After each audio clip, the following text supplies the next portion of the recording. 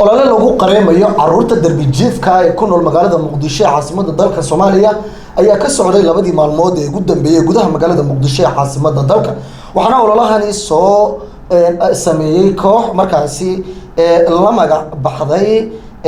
asal bartamaha oo sameeynayay caruurtan in ay markaasi aruuriso oo goobo waxbarasho iyo goobo caafimaad la geyso Muqdisho qada ayaa lagu sameeyay waxaana ay warbaahinta u sheegeen qaar kamid ah مسؤوليين برتمها وجدة أي كليهن وربحنتن وحصو كوبيسا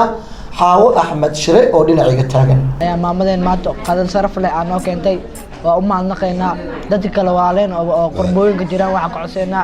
عبد السلام سعيد عمر وحو كمدي هاي كوح دربجيفة وكونوا المقدشة ونصيبه لي إني قعن قبتان كوح لما قعب حذي أثل برتمها أولو ليسا حقوق ذا عرورتا يدلن يرد دربجيفكا مامدين ماتو قد انصرف لي أنا كنتي وأم عنا قينا دتك الوالين أو قربوين كجيران وعقعسينا سيدي مامدين وكر قاريسو wax ka soo furtay iyo macallimiinta macallimiinta kale iskoolka oo noo cadeysay waxbarasho macallimiintaas oo noo dadaalay kana waa maandaqayna maamadeen boqol kulan qada sharaf oo Muqdisho lagu qabtay ayaa looga hadlay dhibaatooyinka haysata dhalinta sida uu u sharxayo Maxamed Aadan Raagi oo kamid ah kooxda asal bartamaha waxaan bilaabnay inaan sameeyno iskuulaad iyo waxbarashooyin mataqaana dadka danta yar agoonta dhamaan kuwaas oo ay kamid yihiin dhalinyarada halkaan maanta aan ku casuunay macnaha waxaan rajaynaynaa inaan mataqaana wax allaale wixii karaankeena aan qaban karno arday ahaan aan qabano xasan maxamed nuur oo kamid ah bahda caafimaadka ee Muqdisho ayaa balan qaaday daaweynta caruurta darbijiifka ee dayacan waxaan aad ugu faraxsanahay